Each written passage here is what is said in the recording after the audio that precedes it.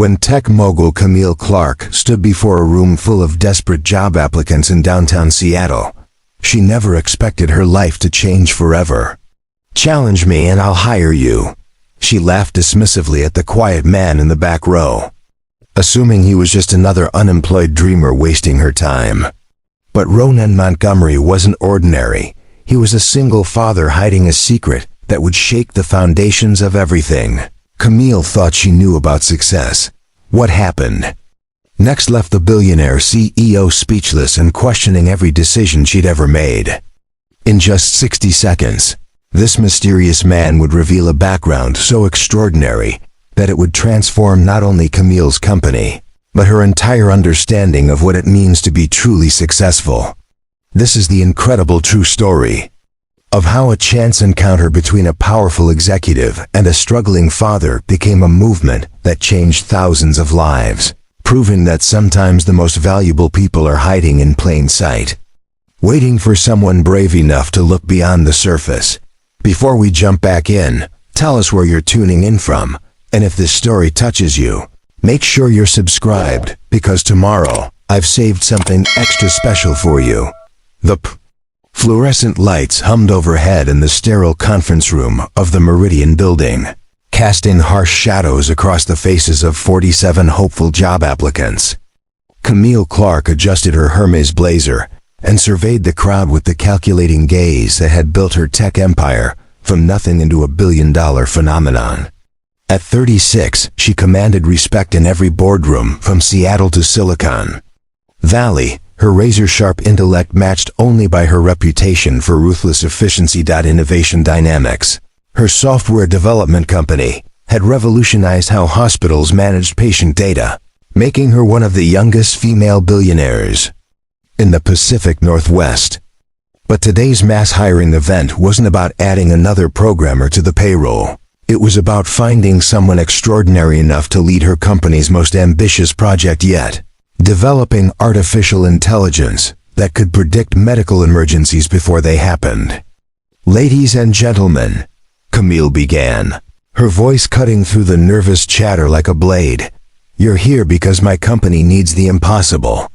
We need someone who can think beyond conventional boundaries, who can solve problems that don't yet have solutions." She paused, letting her words sink in as she studied the eager faces before her. Fresh graduates clutched their resumes, experienced professionals straightened their ties, and career changers held their breath, all hoping to catch her attention. "The position pays $300,000 annually, plus equity that could make you wealthy beyond your current dreams," she continued, noting how the room collectively leaned forward. "But here's the catch. I won't be looking at your resumes, your degrees, or your previous experience. Instead, I'm going to present you with a challenge, and whoever impresses me most gets the job on the spot." A murmur rippled through the assembled crowd. This wasn't the typical interview process they'd prepared for. PowerPoint presentations half forgotten in briefcases, while minds raced to anticipate what kind of test this unconventional CEO might devise. Camille walked to the whiteboard at the front of the room and wrote a single number, 847,293. This represents the number of medical errors that occur in U.S. hospitals every year that could be prevented with better predictive technology. "Your challenge is simple. Convince me, in 2 minutes or less, how you would approach reducing this number by 90% within 5 years." Hands shot up around the room like rockets launching skyward. Camille pointed to a young man in the front row wearing a crisp navy suit. "You first." "Well, Ms. Clark, I'd focus on machine learning algorithms that analyze patient vital signs and medical histories to identify patterns that human doctors might miss," he began confidently, diving into technical jargon about data mining and statistical analysis. His answer was polished, rehearsed, exactly what she'd expected from someone fresh out of Stanford's computer science program. Next came a woman with 15 years of experience at Microsoft, who proposed a comprehensive system integration approach. Then a former Google engineer suggested quantum computing applications. Each answer followed predictable patterns, technically sound but lacking the innovative spark Camille desperately needed. As the presentations continued, her attention began to wander toward the back of the room, where a man sat quietly observing the proceedings. Unlike the others, he wasn't frantically taking notes or preparing his pitch. Instead, he seemed to be studying the other candidates with an intensity that intrigued her. His clothes were clean, but clearly not expensive, a simple button-down shirt and khakis that suggested someone more familiar with practicality than boardroom politics. After 23 predictable presentations, Camille's patience had worn thin. The responses all sounded like variations of the same theme: more data, better algorithms, faster processing power. None of them seemed to grasp that the real challenge wasn't technological, it was human. "You, in the back," she called out, pointing toward the quiet observer. "You haven't said anything yet. Do you even want this job, or are you just here for the free coffee?" A few nervous chuckles rippled through the room as all eyes turned toward him. The man stood slowly, his movements deliberate and calm despite being suddenly thrust into the spotlight. "Ronan Montgomery," he said simply, his voice carrying a quiet confidence that immediately commanded attention. "Well, Mr. Montgomery, challenge me and I'll hire you," Camille said with a dismissive laugh, crossing her arms as she prepared for another disappointing presentation. "Show me something I haven't heard before." What happened next would haunt her dreams and reshape her understanding of everything she thought she knew about problem-solving, innovation, and the hidden potential that exists in the most unexpected places. Ronan didn't move toward the whiteboard or launch into a technical explanation.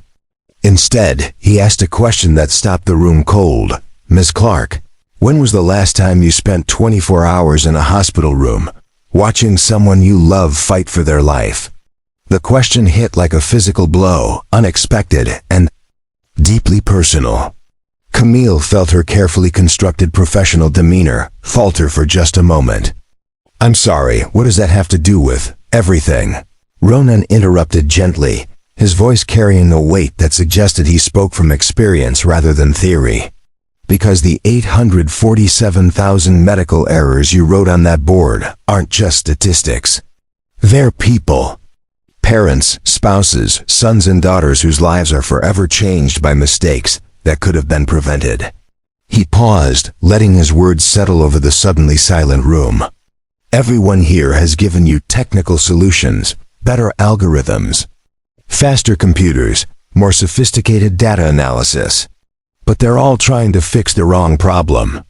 The issue isn't that hospitals lack technology, it's that they lack humanity." Camille found herself leaning forward despite her intention to remain detached. There was something in his tone, a combination of pain and hope that suggested this wasn't just theoretical discussion for him. Medical errors don't happen because doctors are incompetent or because hospitals lack advanced equipment. Ronan continued, his eyes never leaving Camille's face. They happen because healthcare has become so focused on efficiency and cost-cutting that it's forgotten the fundamental truth. Every patient is someone's entire world.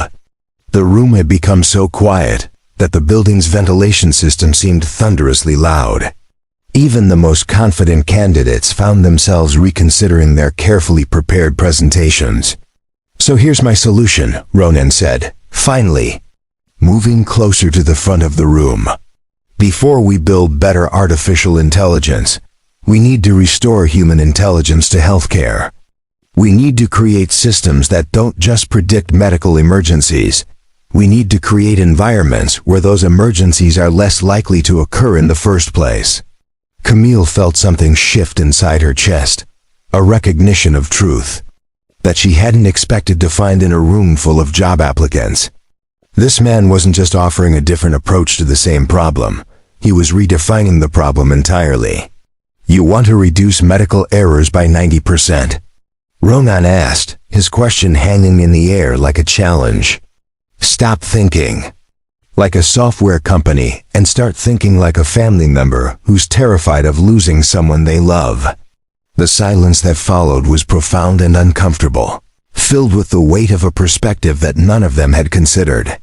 Camille realized that her heart was racing, that something about this quiet man's approach had touched a nerve she didn't even know existed. For the first time in her professional career, the woman who had built an empire on predictive algorithms found herself completely unprepared for what would happen next. The 68th floor of the Columbia Center offered Camille Clark a view of Seattle that most people only experienced in magazines. Her corner office overlooked Elliott Bay, where ferry boats moved like white dots across steel-gray water, while Mount Rainier dominated the horizon on clear days. The space itself was a testament to her success.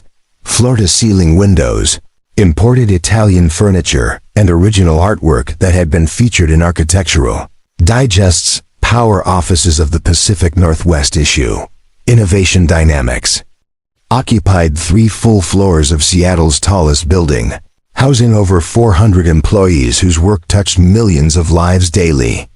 The company's flagship product, MedPredict, was installed in over 2,000 hospitals nationwide, analyzing patient data to prevent complications before they became critical. Revenue had grown by 300% in the past 2 years, making Camille one of the most successful entrepreneurs under 40 in the entire technology sector. Her typical day began at 4:30 a.m. with a workout in her building's private gym, followed by meditation and a breakfast of steel-cut oats and organic berries consumed while reviewing overnight performance reports from international markets. By 6 a.m., she was in the office, leading video conferences with development teams in Prague and Bangalore, before most of Seattle had finished their first cup of coffee. Board meetings, investor calls, and strategic planning sessions filled her calendar in 15-minute increments, each appointment meticulously orchestrated by her assistant, Patricia, who had been with the company since its founding. Lunch was usually a protein bar eaten during product demonstrations, while dinner consisted of takeout from whatever restaurant could deliver to the Columbia Center after 9 p.m. Preparing and narrating this story took us a lot of time, so if you are enjoying it, subscribe to our channel. It means a lot to us. Now back to the story. The financial metrics of her success were staggering. Her personal net worth exceeded $1.2 billion, most of it tied up in Innovation Dynamics stock that continued climbing as the company expanded into new markets. She owned a penthouse apartment in Belltown worth $8 million, a vacation home in the San Juan Islands, and a collection of vintage cars she rarely had time to drive. Business publications regularly featured her on their covers, with headlines like "The Algorithm Queen" and "Seattle's Billion-Dollar Visionary." Speaking engagements at technology conferences commanded 6-figure fees, while her insights on artificial intelligence and healthcare innovation were quoted in academic papers and government policy reports. But beneath the impressive surface, Camille's life had become a carefully orchestrated performance with an audience of one. The penthouse apartment, despite its stunning views and museum-quality furnishings, felt more like a luxury hotel room than a home. She ate most meals alone, scrolling through market reports on her tablet while picking at salads from restaurants where celebrities dined and tech moguls negotiated billion-dollar deals. Her relationships existed primarily in professional contexts, strategic partnerships rather than personal connections. The last serious romantic relationship had ended 18 months earlier when David, a venture capitalist from San Francisco, complained that she cared more about quarterly earnings than quality time. The breakup had been conducted via video conference while she was traveling to a client presentation in Boston, a detail that had stung more than she'd admitted at the time. Family connections had become equally transactional. Her parents, both retired professors from the University of Washington, received expensive gifts delivered by personal shopping services rather than visits from their increasingly distant daughter. Holiday gatherings felt like corporate events, where she presented annual reports on her company's growth, while struggling to remember the names of her Cousins' children. The irony wasn't lost on her that someone who had built a career on preventing human suffering through technological innovation found herself increasingly isolated from the human connections that gave life meaning. Her company's mission statement spoke eloquently about improving lives through predictive healthcare technology, but her own life had become a predictable routine, devoid of surprise, spontaneity, or genuine emotional connection. Sleep had become another metric to optimize rather than a source of restoration. She tracked REM cycles through a sophisticated monitoring system, adjusted bedroom temperature and humidity to precisely calibrated levels, and maintained a pharmaceutical-grade supplement regimen designed to maximize cognitive performance. Yet she often lay awake at 2 a.m., staring at the city lights and wondering why success felt so much like sophisticated loneliness. The transformation from ambitious graduate student to tech mogul had happened gradually, almost imperceptibly. During her MBA program at Stanford, she had dreamed of using technology to solve meaningful problems, inspired by her grandmother's struggle with diabetes and the medical errors that had complicated her treatment. Those early ideals had driven Innovation Dynamics' founding, but somewhere along the path to billion-dollar valuations, the human faces behind the medical statistics had become abstractions. Her office walls displayed awards, patents, and framed articles chronicling the company's growth, but no personal photographs or mementos that reflected life outside corporate achievement. The only exception was a small framed quote from her grandmother: "Success isn't what you accomplish for yourself, it's what you make possible for others." The words had guided her through the early years of building Innovation Dynamics, but lately, they felt more like an accusation than inspiration. Speaking engagements and industry panels had become opportunities to deliver carefully crafted messages about technological innovation rather than genuine conversations about human needs. She could recite statistics about healthcare, efficiency, and cost reduction with the precision of someone who had studied the data obsessively, but she struggled to remember the last time she had visited a hospital as anything other than a potential client. The hiring event that morning had been conceived as a publicity stunt as much as a recruitment strategy. Local media outlets were covering the unconventional CEO's innovative approach to talent acquisition, and the story would likely generate positive coverage for Innovation Dynamics' brand as a forward-thinking employer. She had expected to find a qualified candidate who could contribute to their artificial intelligence initiatives while providing compelling content for the company's marketing team. What she hadn't expected was to be challenged by someone who seemed to understand that behind every medical error statistic was a human story of loss, fear, and the desperate hope that technology might prevent other families from experiencing similar pain. Ronan Montgomery's question about spending 24 hours in a hospital room had pierced through her carefully constructed professional armor, forcing her to confront the reality that she had become an expert on healthcare technology without maintaining any meaningful connection to healthcare humanity. As the afternoon sun cast long shadows across her office floor, Camille found herself replaying his words and wondering when she had stopped seeing patients as people and started seeing them as data points in an optimization algorithm. The question unsettled her in ways she couldn't fully articulate, suggesting that the most important solutions might require not just better technology, but a fundamental reconnection with the human experiences that technology was supposed to serve. For the first time in years, the woman who had built an empire on predictive algorithms found herself completely unable to predict what might happen next. The coffee shop 3 blocks from the Meridian building buzzed with the typical afternoon energy of downtown Seattle, but Ronan Montgomery sat alone at a corner table, seemingly oblivious to the chaos around him. He nursed a single cup of black coffee that had long since grown cold, his attention focused on a worn notebook filled with sketches and calculations that would have impressed any engineering professor who happened to glance over his shoulder. Unlike The other job applicants who had fled the building immediately after Camille Clark's unconventional interview process. Ronan had lingered in the area as if he had nowhere urgent to be. His appearance was unremarkable, medium height, brown hair that needed a trim, and clothes that spoke of someone who prioritized function over fashion.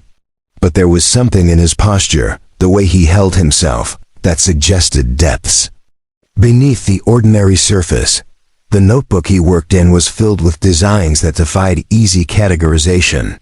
Medical devices that looked like they belonged in science fiction movies sat alongside sketches of playground equipment and detailed floor plans for spaces that seemed designed to accommodate people with varying physical capabilities. His handwriting was precise, the kind developed through years of technical documentation, but interspersed with personal notes written in a different pen. Reminders about Tyler's soccer practice and parent-teacher conference Thursday. A closer observer might have noticed the slight tremor in his left hand, barely perceptible but present, nonetheless. Or the way he occasionally paused mid-sentence to stare out the window, as if seeing something that existed only in memory. His wedding ring, though still worn on his left hand, had the worn quality of someone who had been married for years. Yet he sat alone with the comfortable solitude of someone accustomed to his own company. The notebook itself told a story for anyone curious enough to piece together the clues. Page after page of medical device prototypes suggested someone with extensive knowledge of healthcare technology, while margin notes referenced patents and research papers that indicated serious academic background.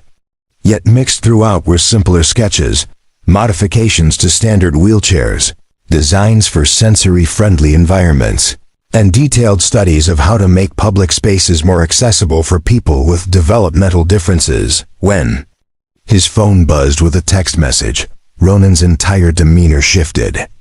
The intensity that had characterized his work with the notebook gave way to immediate warmth as he read what was apparently a message from his son. His response was typed with the careful deliberation of someone who took every word seriously. Proud of you for trying something new today. Can't wait to hear about art class tonight. Love you, Dad. The barista had refilled his coffee cup twice without being asked. A small kindness that Ronan acknowledged with genuine gratitude, despite being clearly lost in thought. Local coffee shop staff often developed soft spots for regular customers, and his presence suggested familiarity with the routine of spending long hours in public spaces with free Wi-Fi and patient proprietors. His backpack, sitting beside his chair, was practical rather than stylish, the kind carried by someone who needed to transport laptops, notebooks, and emergency supplies for unexpected situations. A medical alert bracelet was partially visible beneath his shirt sleeve, while his wallet, glimpsed briefly when he paid for coffee, contained cards that included medical insurance, a library card, and what appeared to be contact information from multiple healthcare providers. The way he had spoken during the interview suggested someone accustomed to advocating for others, familiar with navigating complex systems and explaining technical concepts to people who might not share his background. His question to Camille about spending time in hospital rooms hadn't been theoretical posturing. It carried the weight of lived experience, of someone who had spent countless hours in medical waiting rooms and understood intimately how healthcare systems affected real families. Yet there were contradictions in his presentation that defied easy categorization. His technical knowledge appeared sophisticated enough to hold his own with any engineer and innovation dynamics employ, but his current circumstances suggested someone working well below his capabilities. The notebook contained designs that could potentially revolutionize medical device accessibility, yet he was applying for employment rather than pitching investors on STARTUP opportunities. When he finally closed the notebook and prepared to leave the coffee shop, Ronan moved with the deliberate care of someone managing invisible challenges. He packed his belongings methodically, checked his phone for messages, and took a moment to organize his thoughts before standing. The transition from sitting to standing was accomplished smoothly, but with the cautious precision of someone who had learned to be mindful of physical limitations. His destination appeared to be the metro bus stop outside, where he joined the queue of afternoon commuters heading toward residential neighborhoods south of downtown. Unlike many of the other passengers absorbed in smartphones or tablets, Ronan used the waiting time to observe his surroundings with the attentive awareness of someone trained to notice details that others might overlook. The notebook remained partially visible in his backpack, its pages filled with innovations that could potentially transform how society accommodated people with disabilities and chronic health conditions. Yet the man who had created these designs was heading home on public transportation, to a life that seemed far removed from the high-stakes world of technology entrepreneurship. As the bus arrived and Ronan found a seat near the back, he pulled out his phone to send another text message. This one was longer, apparently explaining his day to someone who cared enough to ask detailed questions about how things had gone. His responses suggested someone accustomed to being accountable to others, to sharing both successes and disappointments with people who had invested emotional energy in his well-being. The dichotomy was striking: a man with extraordinary technical capabilities and innovative insights living a life that appeared ordinary, even constrained. His response to Camille's challenge had revealed someone capable of reframing complex problems in ways that could revolutionize entire industries. Yet he remained an enigma whose true story was hidden beneath layers of carefully maintained privacy. Bus pulled away from downtown Seattle, carrying Ronan Montgomery toward whatever life awaited him beyond the gleaming towers of the business district. But the questions his presence had raised lingered in the air like unsolved equations, promising revelations that could transform not just individual lives, but entire approaches to innovation, accessibility, and the relationship between technology and human dignity. For anyone paying attention, it was clear that this seemingly ordinary passenger was anything but ordinary, and that the story he carried with him was far more complex and compelling than his modest appearance might suggest. The University of Washington's engineering building hummed with the familiar energy of late-night innovation sessions. But in 2018, one laboratory consistently drew attention from professors and graduate students alike. The Biomedical Engineering Research Lab had become the unofficial headquarters for what many considered the most promising disability accessibility research on the West Coast, led by a doctoral candidate whose work was already attracting interest from major medical device manufacturers. Ronan Montgomery had been 28 then, pursuing his PhD in biomedical engineering with a focus that combined cutting-edge technology with practical applications for people living with neurological conditions. His dissertation research on adaptive interfaces for individuals with motor impairments had earned him recognition from the National Science Foundation, along with a research grant that funded his laboratory work and provided a generous stipend for living expenses. Academic publications regularly featured his innovations, devices that could translate minimal muscle movement into complex computer commands, allowing people with severe physical limitations to control their environment with unprecedented precision. His adaptive keyboard designs had been licensed by 3 major technology companies, while his work on eye-tracking interfaces was being tested in rehabilitation hospitals across the country. Dr. Sarah Chun, his faculty advisor, often told colleagues that Ronan possessed the rare combination of technical brilliance and empathetic understanding that could revolutionize assistive technology. His research wasn't driven by abstract theoretical interest, but by a passionate commitment to expanding possibilities for people whose potential had been limited by inadequate accommodation rather than actual inability. The inspiration for his work came from personal experience that most of his academic colleagues never knew about. Ronan's younger brother Kevin had been born with cerebral palsy, a condition that affected his motor control but left his intellectual capabilities completely intact. Growing up, Ronan had watched Kevin struggle with standard computer interfaces and communication devices that seemed designed by people who had never actually consulted with their intended users. Family dinners at the Montgomery household often resembled engineering brainstorming sessions, with Ronan sketching modifications to Kevin's wheelchair or devising new ways to adapt gaming controllers so his brother could participate in activities that other teenagers took for granted. Their parents, both public school teachers, encouraged this problem-solving approach while saving every penny to afford the specialized equipment Kevin needed. By his senior year of undergraduate study, Ronan had already published 4 peer-reviewed papers and held provisional patents on 6 different adaptive devices. Tech companies from Silicon Valley were recruiting him for product development positions that offered starting salaries well into 6 figures, while medical device manufacturers competed to fund his graduate research in exchange for licensing agreements on future innovations. The trajectory toward academic and commercial success seemed inevitable. His advisor had already discussed plans for him to establish his own research laboratory after completing his PhD, with preliminary commitments from investors who believed his accessibility innovations could capture significant market share while serving an underserved population. Personal happiness had accompanied professional achievement.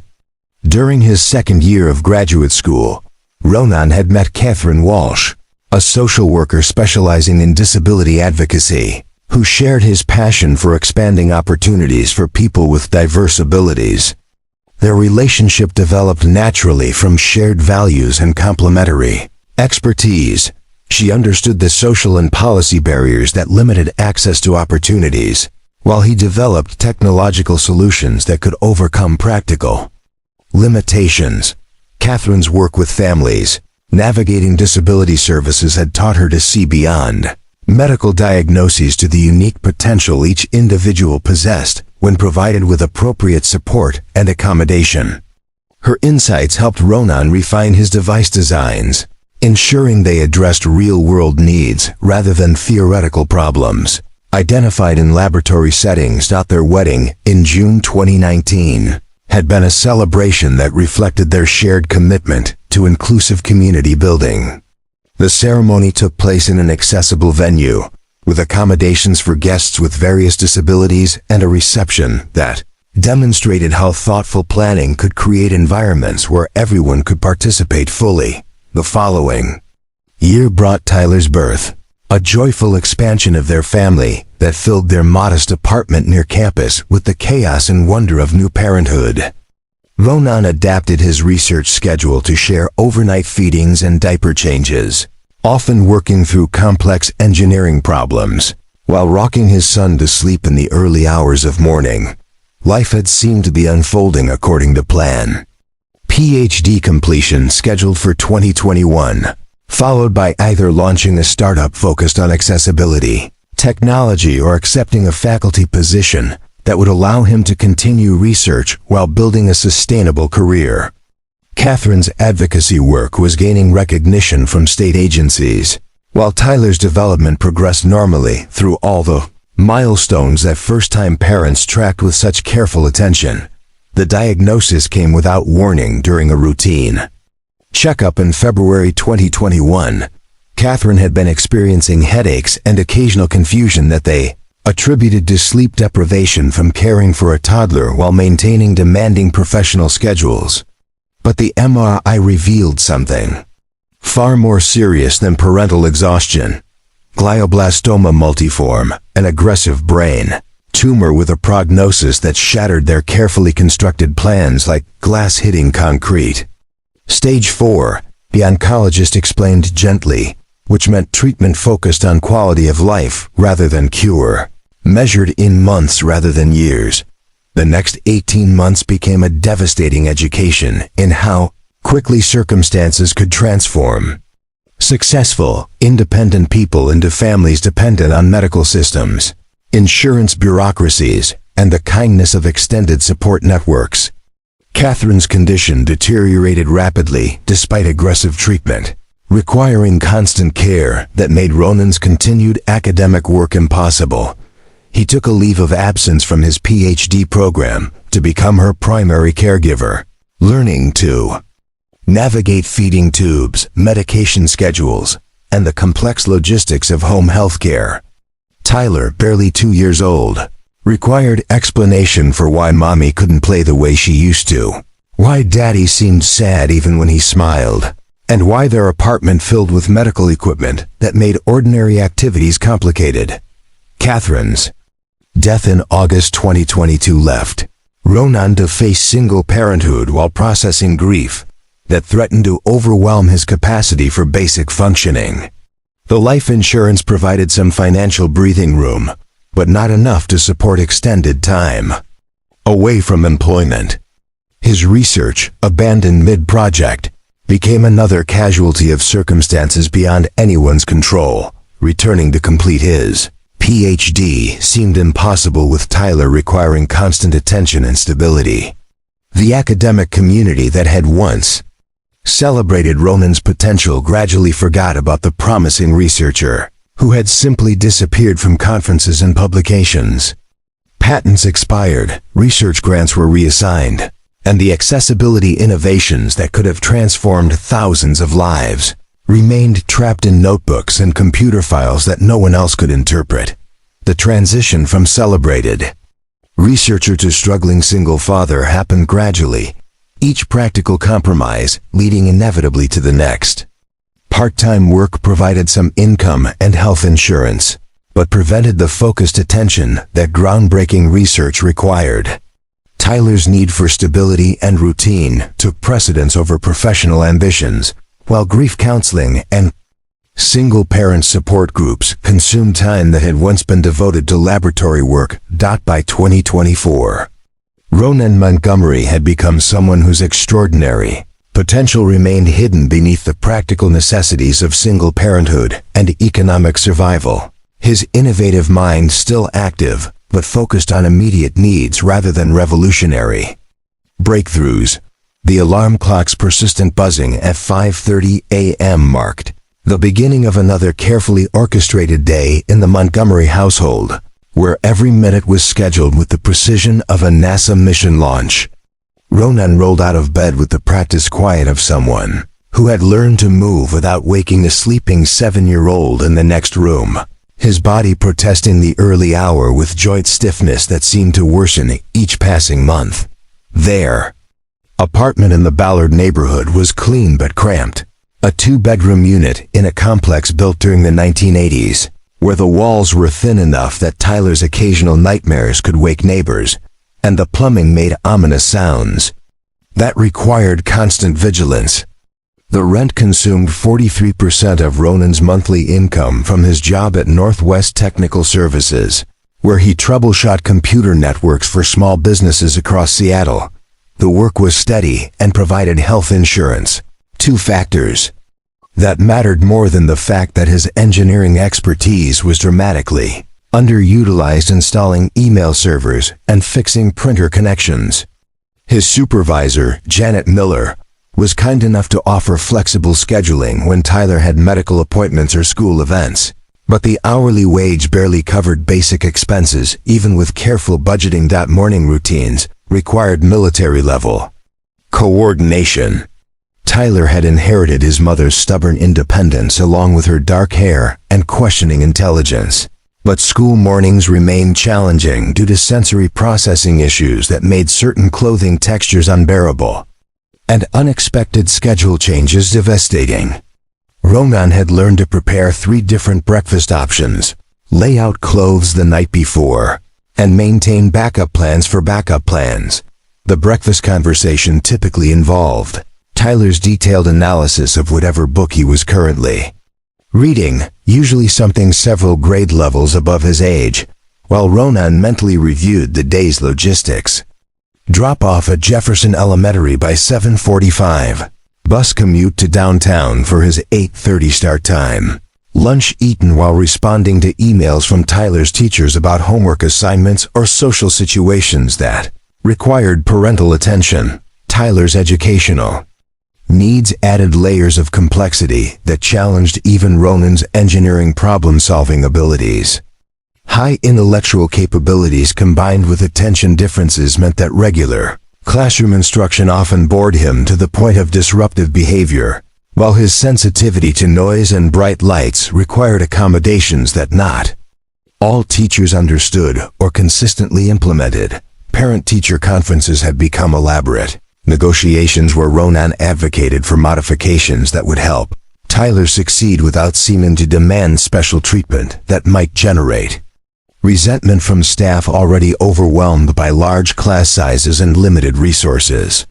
The discussions required diplomatic skills that he had never needed during his research career, but had become essential for ensuring his son's educational progress.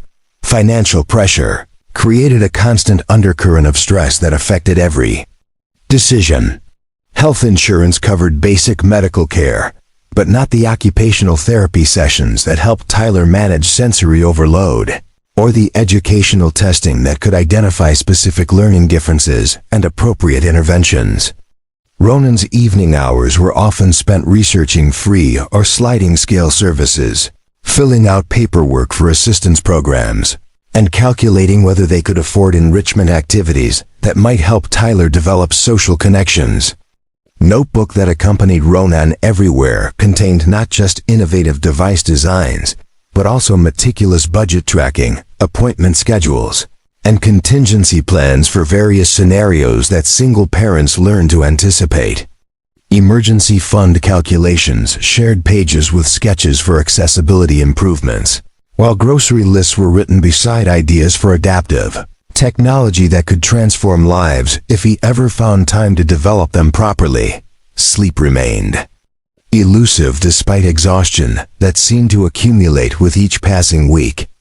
Tyler's bedtime routine required patience and consistency, reading together, discussing whatever anxieties might be troubling him, and ensuring that his bedroom environment was optimized for rest despite the apartment's limitations. But once Tyler was asleep, Ronan's mind often raced through endless lists of responsibilities, concerns, and the persistent awareness that he was one medical emergency or job loss away from serious financial crisis. Social isolation had become an unintended consequence of single parenthood combined with demanding work schedules. Other parents at Tyler's school seemed to move in established social circles where couples organized playdates and family gatherings that didn't easily accommodate a single father trying to manage everything alone.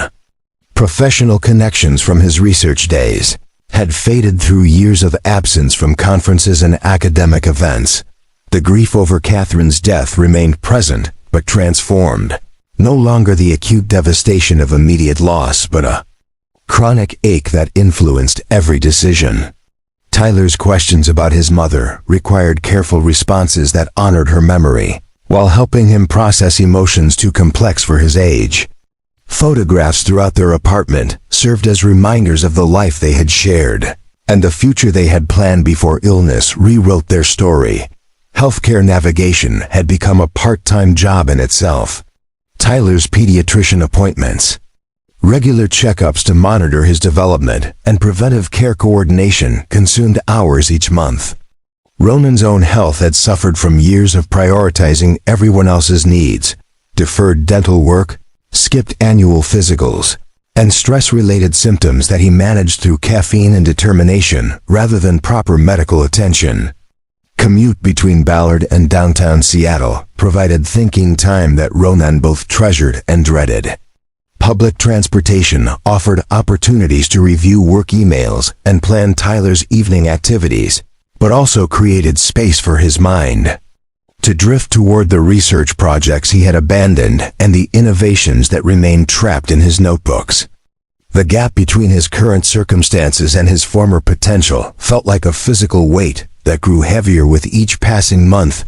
Evening routines were structured around Tyler's needs, homework assistance that often involved helping him navigate social challenges as much as academic content, dinner preparation using ingredients chosen for both nutrition and cost-effectiveness, and activities that would help him wind down from the sensory overload of school days.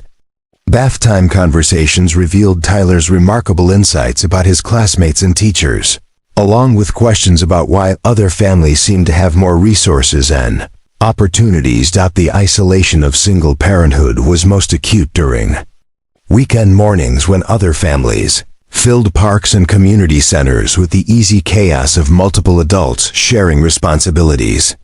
Ronan and Tyler had developed their own traditions: Saturday morning library visits, afternoon cooking projects, and Sunday evening planning sessions, where they discussed the upcoming week's schedule and any concerns that needed addressing. Technology that could transform accessibility for thousands of people remained undeveloped in notebooks that sat beside homework assignments and grocery lists. Brilliant innovations reduced to theoretical exercises because practical survival required every available hour and ounce of energy. The patents that could have generated life-changing income had expired while Ronan focused on ensuring Tyler's immediate needs were met consistently and lovingly.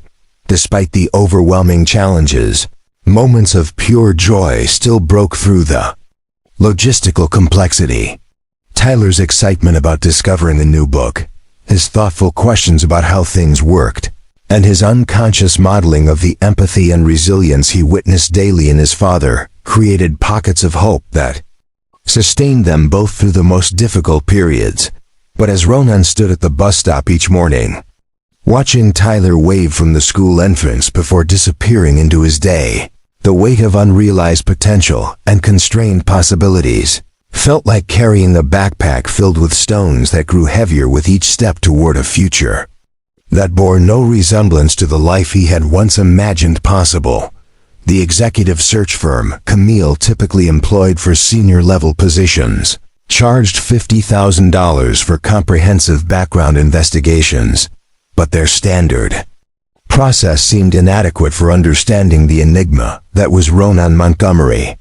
3 days after the hiring event, she found herself conducting her own research with the methodical determination that had built Innovation Dynamics into a billion-dollar enterprise. Her initial Google search yielded surprisingly sparse results for someone who had made such an impression during the interview.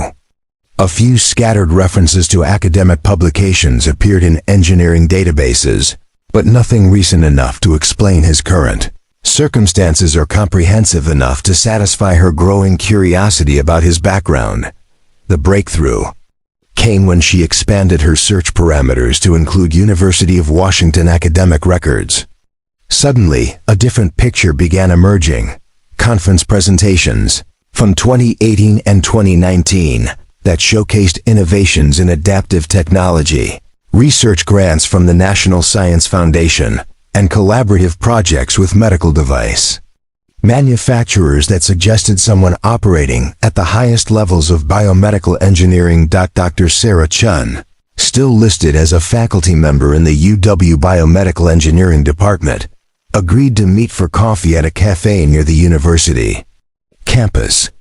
Their conversation revealed details that kept Camille awake for the next 3 nights, forcing her to reconsider everything she thought she understood about talent, potential, and the circumstances that could derail even the most promising careers. Ronan was extraordinary, Dr. Chun explained, her voice carrying the wistful tone of someone remembering an exceptional student who had simply vanished. Not just technically brilliant, but driven by a sense of purpose that made his research genuinely transformative. His work on adaptive interfaces was years ahead of anything else being developed in academic or commercial laboratories. She described research projects that had attracted attention from major technology companies, innovations that could have revolutionized assistive technology markets, while generating substantial licensing revenue for both the university and the inventor. Patent applications filed between 2019 and 2021 demonstrated a mind capable of identifying problems that others hadn't recognized and developing solutions that elegantly address complex accessibility challenges. He was scheduled to defend his dissertation in spring 2021. Dr. Chun continued, her expression growing more serious. Everything was proceeding perfectly. Committee approval, industry interest, job offers from both academia and private sector. Then suddenly, he requested a leave of absence for family medical reasons. We expected him back within a semester, maybe 2 at most. but Ronan had never returned. His research remained incomplete. His laboratory space was reassigned to incoming graduate students, and his groundbreaking projects were eventually archived as incomplete work that no one else possessed sufficient background to continue. The university had tried maintaining contact for the first year, offering extensions and accommodations that might allow him to complete his degree remotely, but communication had gradually ceased. "I always wondered what happened," Dr. Chun admitted. Students sometimes struggle with the pressure of doctoral programs, but Ronan seemed to thrive on complex challenges. His leaving was completely out of character for someone so committed to his research mission. Camille's investigation expanded into medical device patent databases, where she discovered a treasure trove of innovations filed under Ronan's name between 2018 and 2020. Adaptive keyboards that could interpret minimal muscle movement, eye-tracking systems that enabled complex computer control, and wheelchair modifications that expanded mobility options for people with varying physical capabilities.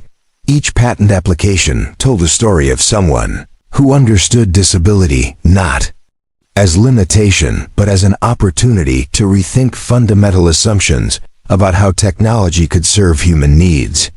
The designs were sophisticated enough to attract commercial interest, practical enough for real-world implementation, and innovative enough to establish entirely new market categories, but the patents had expired due to non-payment of maintenance fees, their revolutionary potential returning to public domain, where anyone could manufacture the devices without compensating the original inventor.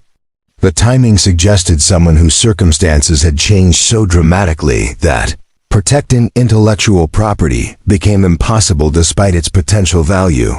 LinkedIn profiles and professional networking sites provided additional pieces of the puzzle. Ronan's last update was from February 2021, announcing his engagement in family caregiving responsibilities and temporary hiatus from research activities. Prior posts showcased conference presentations, research collaborations, and the kind of professional networking that typically preceded successful academic or industry careers. Colleagues from his graduate school years had occasionally tagged him in posts about accessibility innovation breakthroughs, apparently unaware that the person whose work had inspired their interest was no longer active in the field. Their comments revealed a professional community that still remembered and respected his contributions, but had accepted his disappearance as another casualty of academic pressure or career transition. The financial implications of his abandoned research became clear when Camille consulted with Innovation Dynamics intellectual property attorneys. The expired patents could have generated millions in licensing revenue, while the uncompleted research projects represented innovations that companies were still trying to develop using far inferior approaches. Whoever created these designs understood accessibility technology at a level we rarely see, explained Marcus Webb, the firm's lead patent attorney. The solutions are elegant, practical, and years ahead of current market offerings. If these patents were still active and properly commercialized, they could dominate several emerging technology sectors. The lost potential was staggering, not just for Ronan personally, but for the thousands of people who could have benefited from innovations that remained trapped in expired patents and abandoned research projects. Camille found herself wondering how many other brilliant minds were struggling in circumstances that prevented them from contributing their gifts to solving humanity's most pressing challenges. Her research into Tyler's educational records, conducted through discreet inquiries with her company's education liaison contacts, revealed additional layers of complexity. A 7-year-old reading at high school level, demonstrating mathematical reasoning that impressed elementary school teachers, but requiring accommodations for sensory processing differences that not all educational environments understood or consistently provided. Parent-teacher conference notes, obtained through carefully worded requests framed as potential educational partnership discussions, painted a picture of a single father advocating tirelessly for his son's educational needs, while managing work schedules that provided minimal flexibility for school involvement. Teachers consistently praised both Tyler's intellectual capabilities and Ronan's dedication to ensuring appropriate accommodations were implemented effectively. The elementary school's counselor mentioned during a casual conversation that Tyler occasionally asked thoughtful questions about why some families seem to have more resources than others, displaying the kind of social awareness that suggested someone processing complex realities despite his young age. His artwork, displayed during school events, often depicted families working together on projects that looked remarkably like engineering schematics translated into 7-year-old artistic expression. Camille's investigation expanded into Seattle's disability advocacy community, where Catherine Walsh Montgomery's name appeared frequently in organizational records and advocacy campaign documentation. Her work with families navigating disability services had earned recognition from state agencies and nonprofit organizations, while her collaboration with biomedical engineering researchers had helped ensure that technological innovations addressed real-world needs rather than theoretical problems. The timeline of Catherine's illness coincided exactly with Ronan's departure from academic research, explaining the abrupt transition from promising doctoral candidate to absent graduate student. Medical records remained private, but advocacy organization tributes, published after her death, described someone who had continued her disability rights work, even while battling terminal illness, helping other families access services and accommodations. Up until her final weeks, the picture that emerged was of a couple whose shared commitment to expanding opportunities for people with disabilities had created a partnership that amplified both their individual contributions. Catherine's advocacy expertise had informed Ronan's technological innovations, while his engineering capabilities had provided practical solutions for barriers she encountered in her social work practice. Their collaboration had produced research papers that bridged the gap between assistive technology development and disability rights advocacy, creating frameworks for ensuring that innovative devices actually met the needs of their intended users. The work represented exactly the kind of human-centered approach to technology development that Innovation Dynamics claimed to prioritize, but rarely achieved in practice. As Camille reviewed the accumulated evidence of Ronan's background, she began to understand that his response during the hiring event hadn't been theoretical pontificating about healthcare humanity. It had been the perspective of someone who had lived intimately with medical systems, who understood exactly how technological solutions could either support or fail the people they were supposedly designed to serve. His question about spending 24 hours in a hospital room had emerged from personal experience of watching someone he loved navigate treatment protocols, insurance bureaucracies, and the often dehumanizing processes that reduced complex human beings to medical diagnoses and billing codes. His insights about the relationship between healthcare technology and healthcare humanity weren't academic observations, they were hard-won wisdom, acquired through circumstances no one would choose to experience. The investigation revealed someone whose potential had been constrained not by lack of ability or ambition, but by life circumstances that had required him to choose between personal aspirations and family responsibilities. His current employment situation represented a dramatic underutilization of extraordinary capabilities, while his innovations remained undeveloped due to practical limitations rather than insufficient vision or technical skill. For the first time in her professional career, Camille found herself confronting the reality that true innovation might require not just identifying talented individuals, but creating circumstances that allowed that talent to flourish despite personal challenges that could derail even the most promising trajectories. The man who had challenged her assumptions about healthcare technology during a routine hiring event was beginning to challenge her assumptions about success, potential, and the responsibility that successful people might have to create opportunities for others whose gifts remained hidden beneath practical necessities.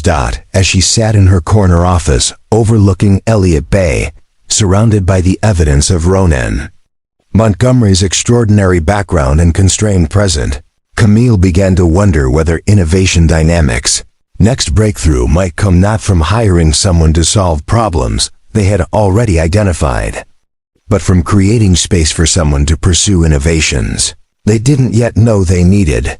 The follow-up meeting took place not in Innovation Dynamics' gleaming conference rooms, but in the crowded food court of Westlake Center, where the ambient noise of families and teenagers created an atmosphere more conducive to honest conversation than corporate formality.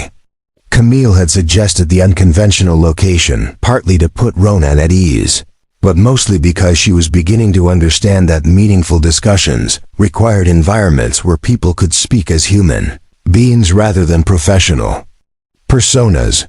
Ronan arrived precisely on time, carrying the same worn notebook that had intrigued her during their first encounter, along with a tablet that appeared to be several generations old but meticulously maintained.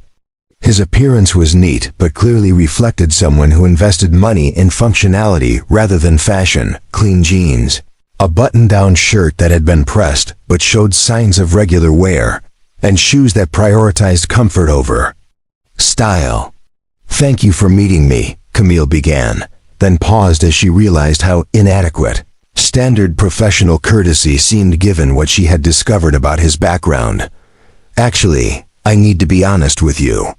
I've spent the past week researching your work, and I owe you an apology for not recognizing who you are during our first meeting."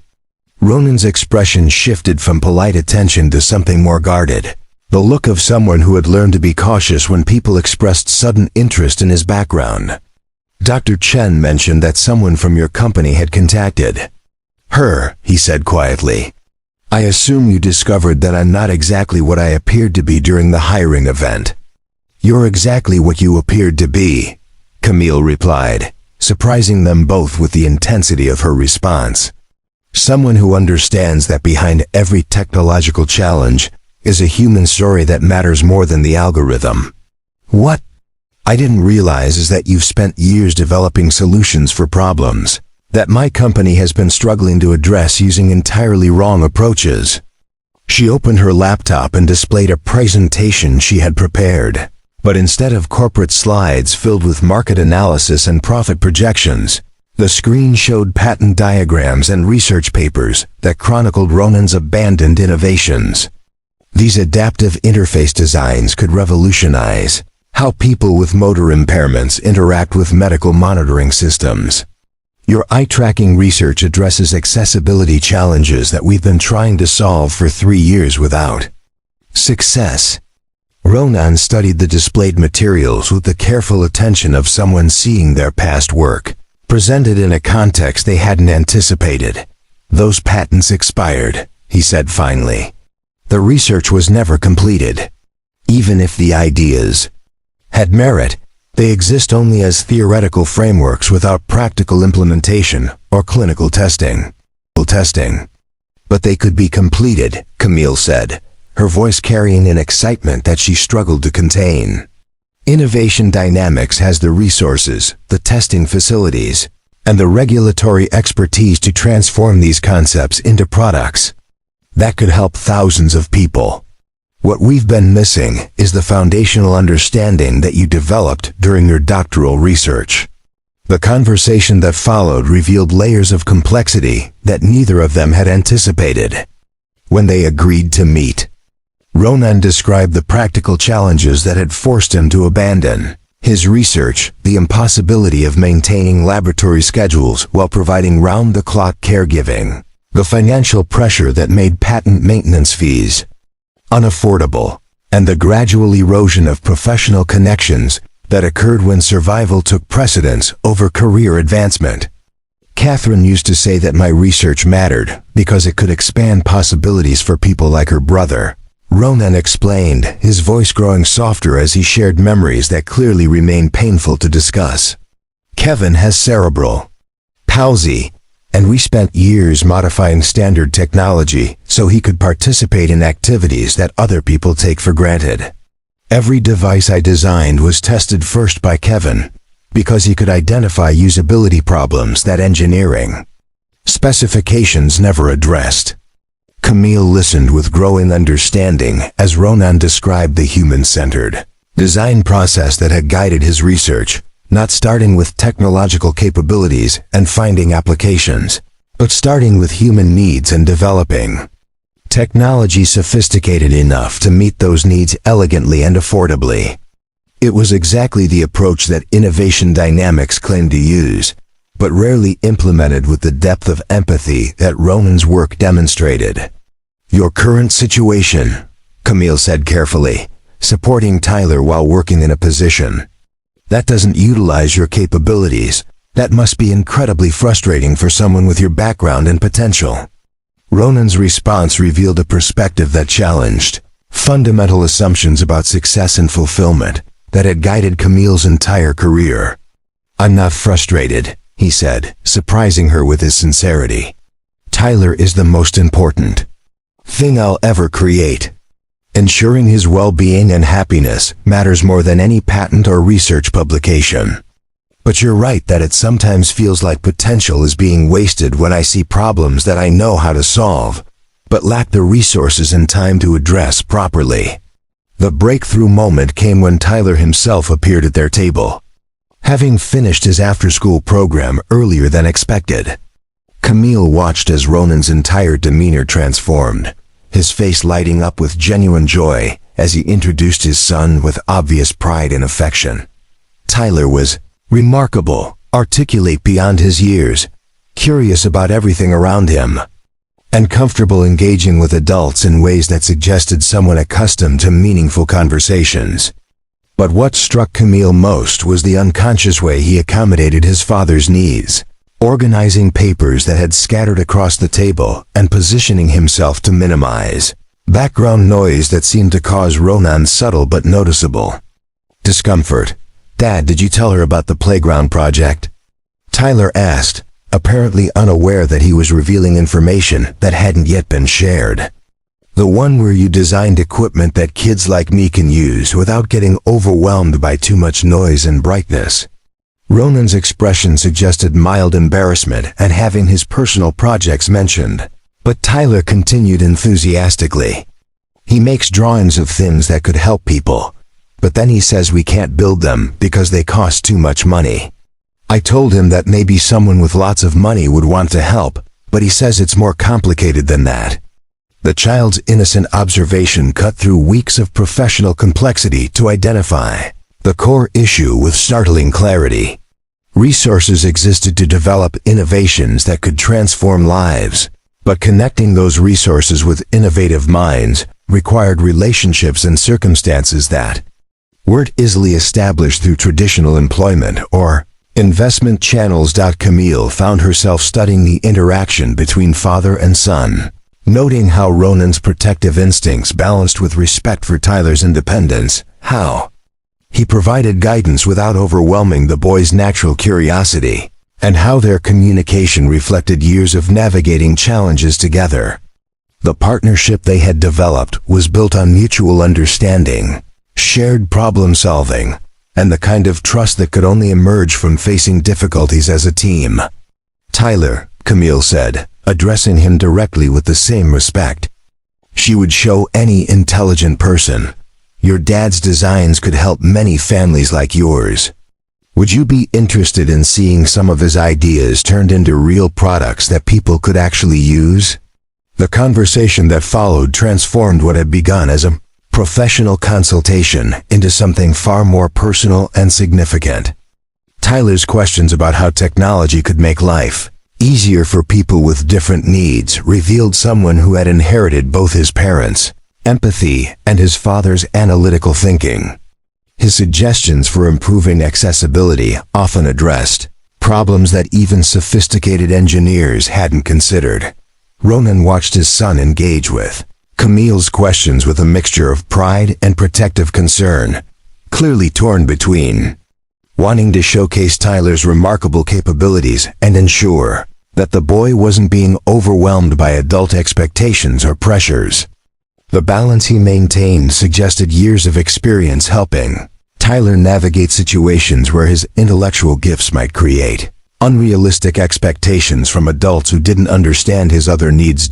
As the afternoon progressed, Camille began to understand that hiring Ronan wouldn't simply be adding another employee to Innovation Dynamics' roster. It would be creating space for someone whose personal experience with accessibility challenges could inform every aspect of the company's product development, from initial concept through final implementation. But more than that, it would be recognizing that innovation emerges not just from technical expertise, but from the kind of deep empathy that develops when people face real-world challenges that existing technology fails to address adequately. Ronan's interrupted research career had given him something that couldn't be taught in graduate programs or acquired through professional experience, the perspective of someone who understood intimately what it meant to need technology that simply didn't exist. "I have a proposition," Camille said finally, her voice carrying the kind of intensity that had characterized her most important business decisions. "But it's not a traditional job offer, and it would require both of us to take risks that could fundamentally change how Innovation Dynamics approaches product development." The moment that followed was charged with possibility and uncertainty, as three people from vastly different circumstances contemplated a collaboration that could transform not just their individual lives, but their capacity to create positive change for communities whose needs had been systematically overlooked by conventional technology development. Tyler's presence had revealed something that Camille hadn't expected to find during the business meeting, the recognition that the most innovative solutions might emerge when personal experience, technical expertise, and resource availability aligned in ways that allowed human potential to flourish without requiring people to choose between family responsibilities and professional contribution. For the first time since building her company, Camille found herself considering whether true success might be measured not by profit margins or market share, but by the positive impact that their work could have on families like the one sitting across from her, whose extraordinary potential had been constrained by circumstances rather than capability. The Innovation Dynamics board meeting that would ultimately reshape the company's entire strategic direction began with Camille presenting what appeared to be a conventional product development proposal. The conference room on the 67th floor overlooked Seattle's tech corridor, where competing companies housed in gleaming towers pursued innovations that would capture market share and investor attention in increasingly crowded fields. "Members of the board," Camille began, her presentation slides displaying market research and competitive analysis that followed familiar patterns of corporate decision-making. "I'm proposing that we establish a new division focused specifically on accessibility technology, with projected revenue potential of $50 million within 3 years, and significant opportunities for government contracts and nonprofit partnerships." The 12 board members, venture capitalists, industry veterans, and strategic investors whose combined experience spanned decades of technology development, responded with the kind of polite attention typically reserved for presentations that seemed technically sound but commercially unexciting. Accessibility technology was widely regarded as a niche market with limited profit potential, hardly the kind of revolutionary breakthrough that had made Innovation Dynamics a billion-dollar enterprise. But Camille's next slide changed the room's energy completely. Instead of projected profit margins and market penetration analysis, the screen displayed patent diagrams and research documentation that demonstrated technical innovations years ahead of anything currently available in commercial markets. Adaptive interfaces that could transform minimal physical input into complex digital control, eye-tracking systems that enabled sophisticated computer interaction, and sensory-friendly design principles that could expand technology access for underserved populations. These innovations already exist, Camille continued, her voice carrying the confidence of someone who had identified a competitive advantage that others had overlooked. The research has been completed, the designs have been tested, and the foundational work has been done.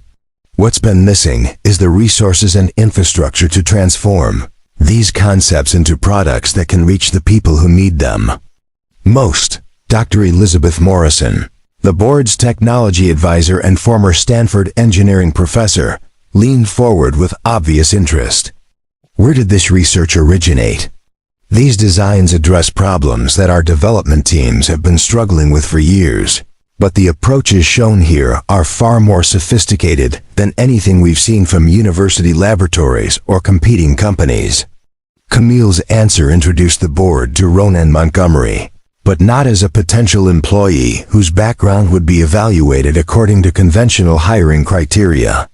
Instead, she presented him as the architect of breakthrough innovations that could establish innovation dynamics as the definitive leader in accessibility technology, while serving markets that had been systematically underserved by existing technology companies. Mr. Montgomery's research was interrupted by personal circumstances that prevented him from completing his doctoral program or commercializing his innovations, Camille explained, her presentation carefully avoiding details that might compromise Ronan's privacy while emphasizing the extraordinary opportunity his collaboration could provide. We have the chance to partner with someone whose work could define the next decade of assistive technology development. The collaboration that emerged from that board meeting challenged conventional assumptions about employment, partnership, and the relationship between personal circumstances and professional contribution. Rather than offering Ronan a traditional position within Innovation Dynamics' existing structure, Camille proposed creating an entirely new framework that would allow him to pursue his research while maintaining the flexibility that Tyler's needs required.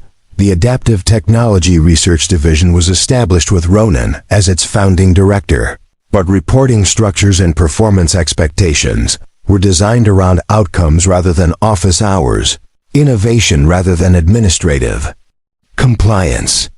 His laboratory was set up in a converted warehouse space in the Georgetown neighborhood, closer to his apartment and designed according to principles that prioritized accessibility and sensory accommodation. Tyler became an unofficial consultant for the division, his insights about user experience helping to refine designs that might otherwise have satisfied engineering specifications without meeting real-world usability standards. His presence in the laboratory during after-school hours and weekend research sessions created an environment where accessibility wasn't an abstract concept, but a daily reality that informed every design decision. The first project they tackled together was the adaptive keyboard system that Ronan had originally developed for his brother Kevin. The expired patents provided a foundation, but 3 years of practical experience with Tyler's evolving needs had revealed improvements that could make the technology more versatile and user-friendly.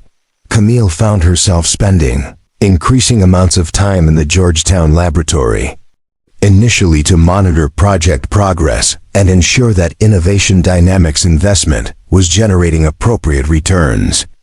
But gradually, her involvement deepened into genuine collaboration as she discovered that her business expertise could accelerate development timelines while ensuring that innovative products could reach markets efficiently and affordably. Partnership challenged both of them in ways that proved transformative.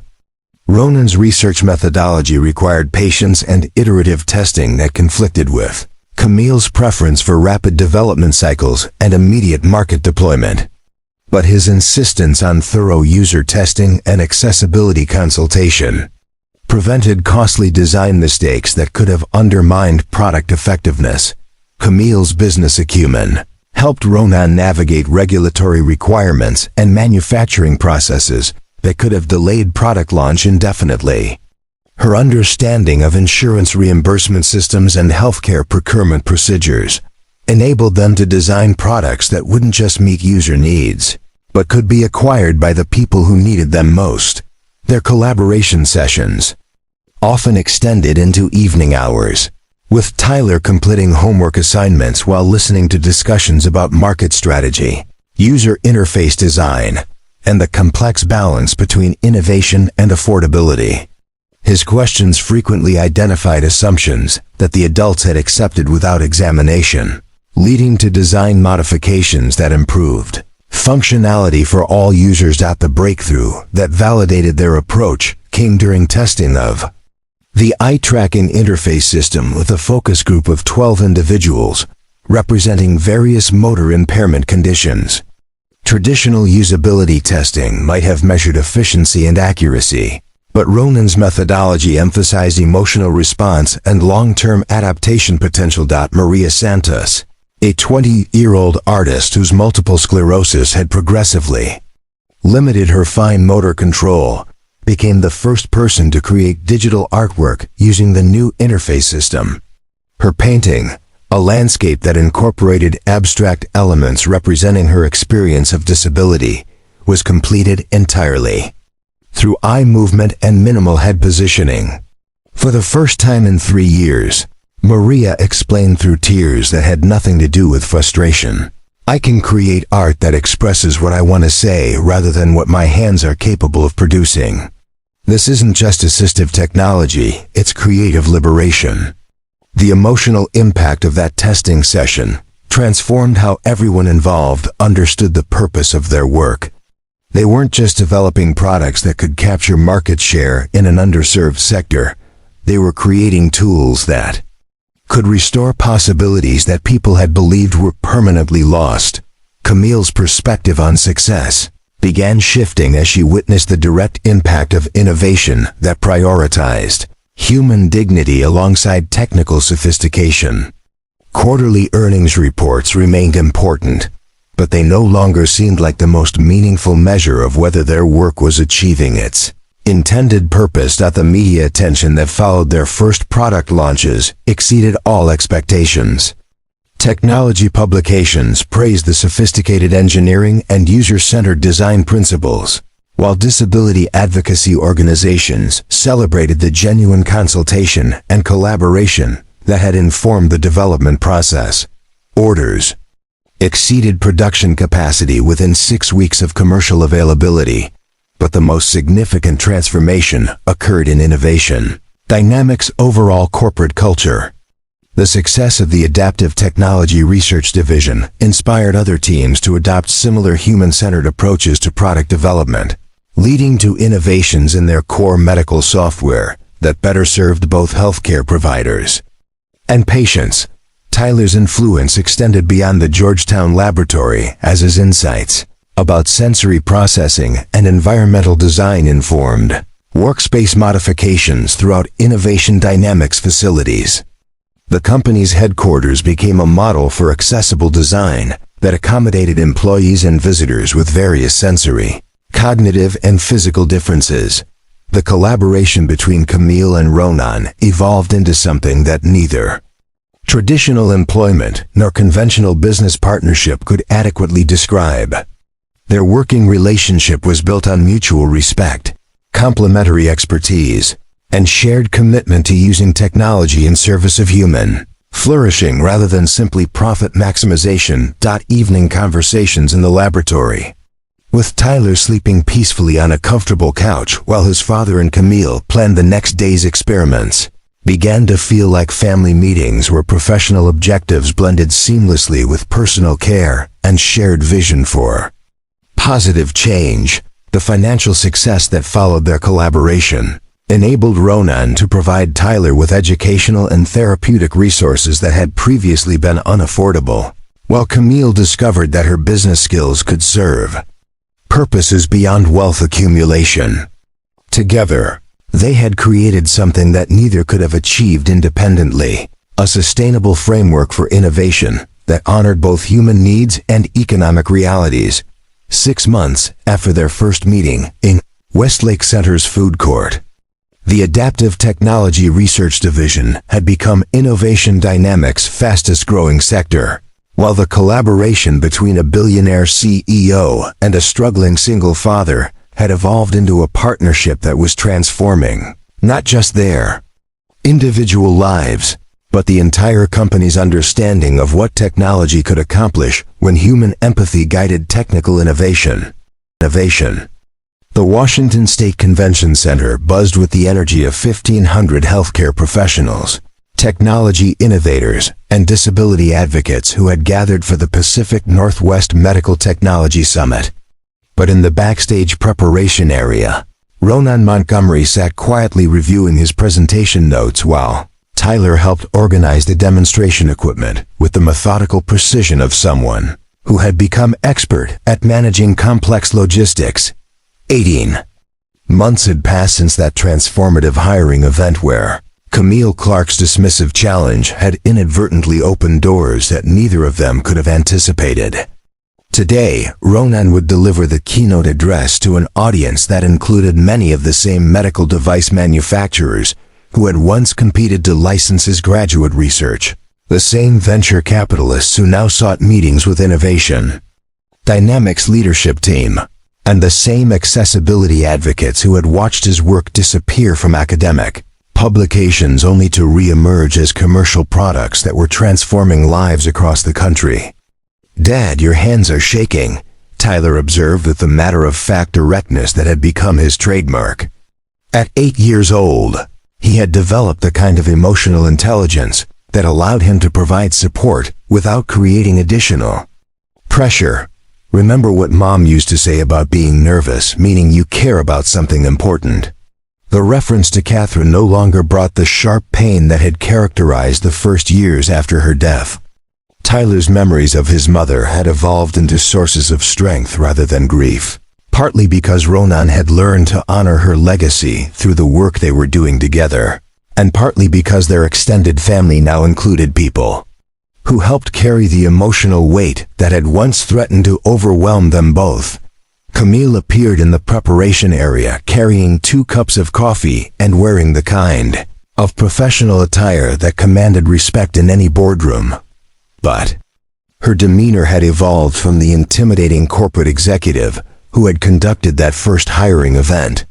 Her interactions with Tyler reflected 18 months of learning to communicate with someone whose intellectual gifts required the same respect she showed adult colleagues, while his sensory processing needs demanded accommodations that she now provided automatically.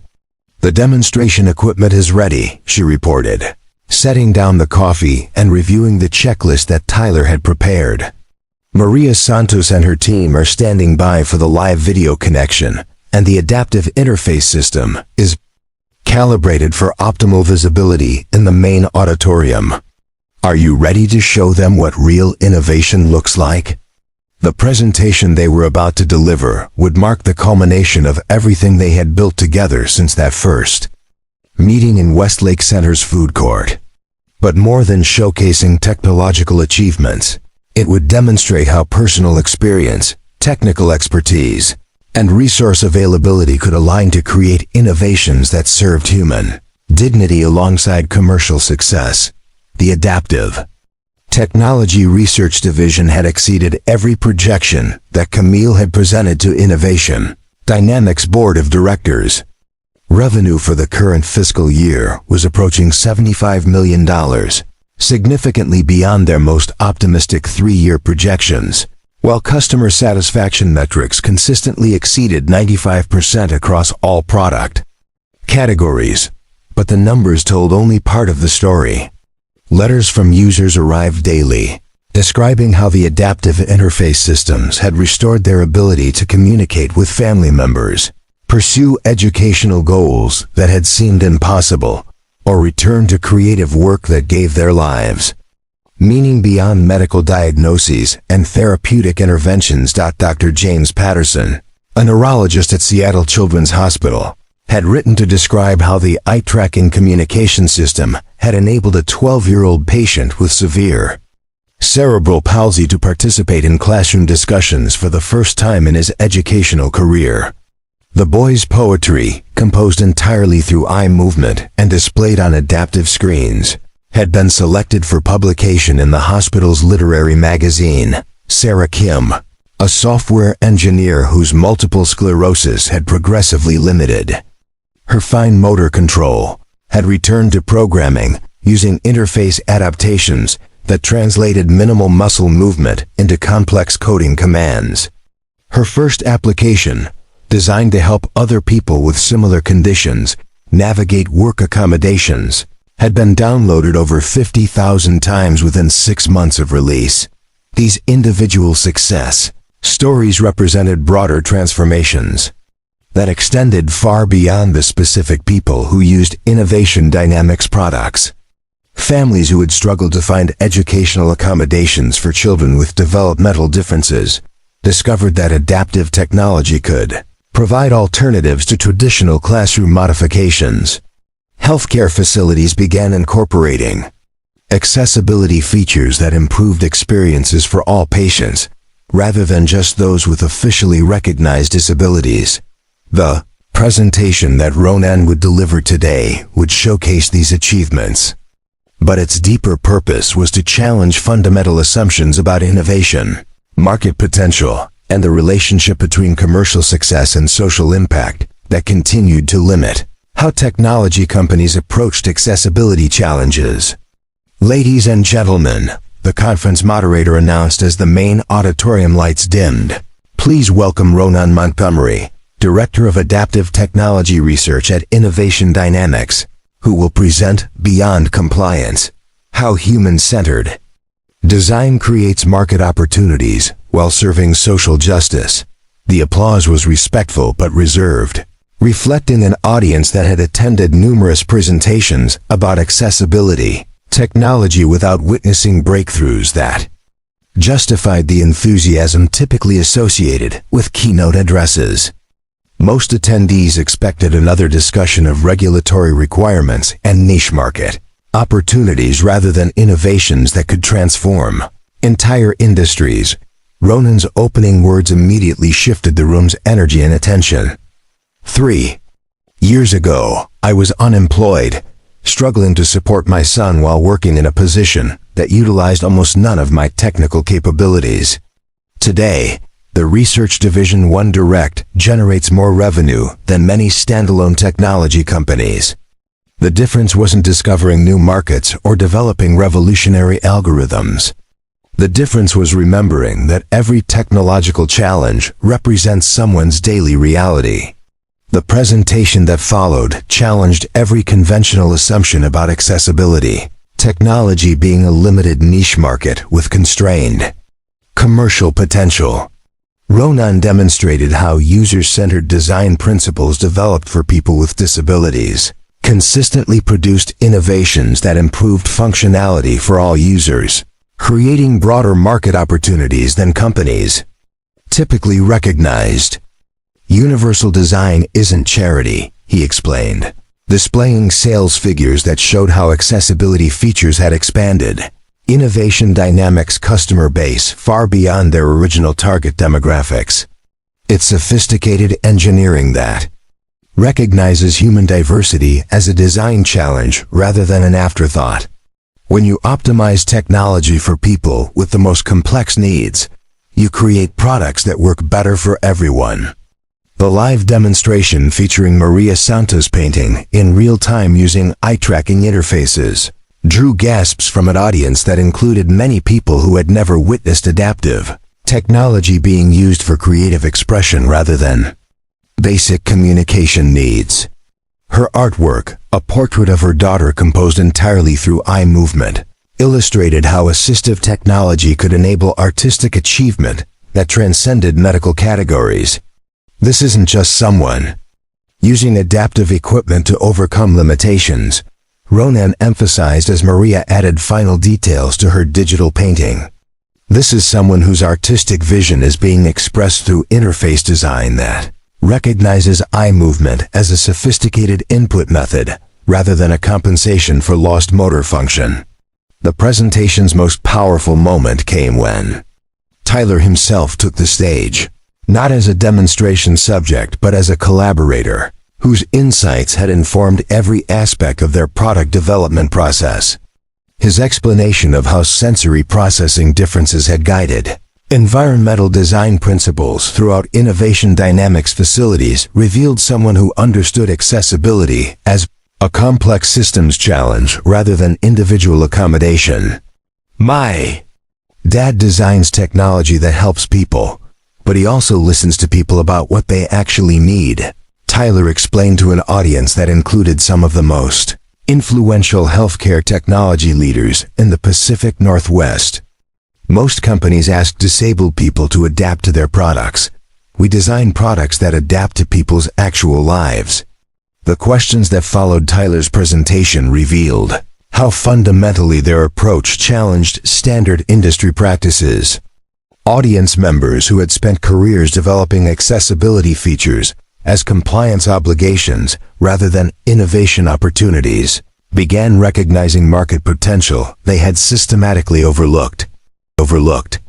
Dr. Rebecca Martinez, Chief Technology Officer for a major medical device manufacturer, asked the question that crystallized the presentation's core message. You're suggesting that accessibility research could drive mainstream product development rather than creating separate adaptive versions. How do we justify the additional development costs when our current approach meets regulatory requirements? Ronan's response drew upon 18 months of financial data that demonstrated how human-centered design principles had reduced development costs while improving market performance across all innovation dynamics product categories. We don't create separate adaptive versions, he explained.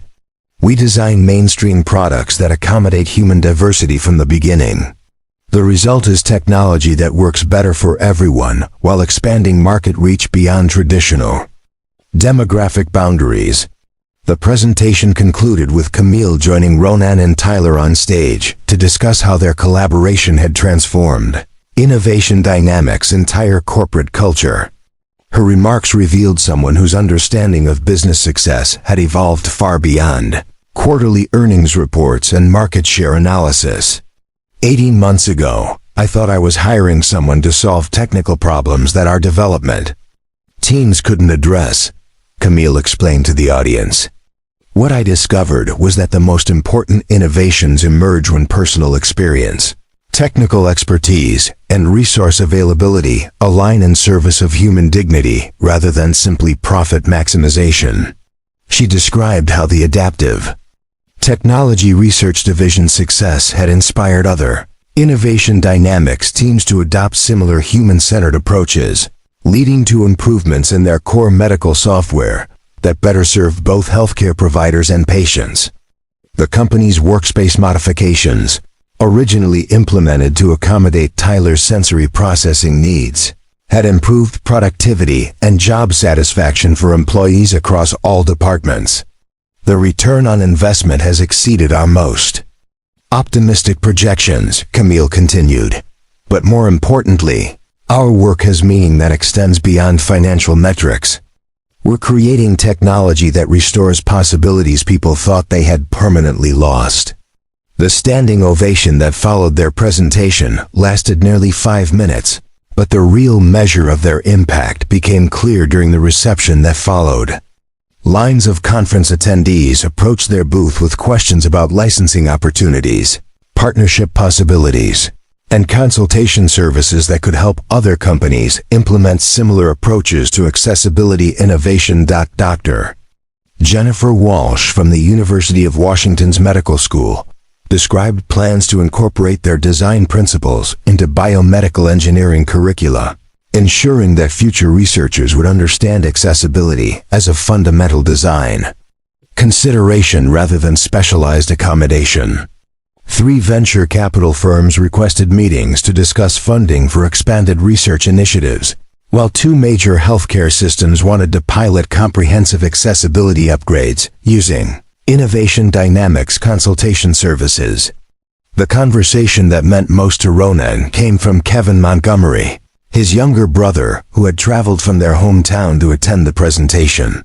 Kevin's cerebral palsy remained unchanged, but the adaptive technology that Ronan had developed enabled him to participate in the conference as a fully engaged attendee rather than someone requiring special assistance.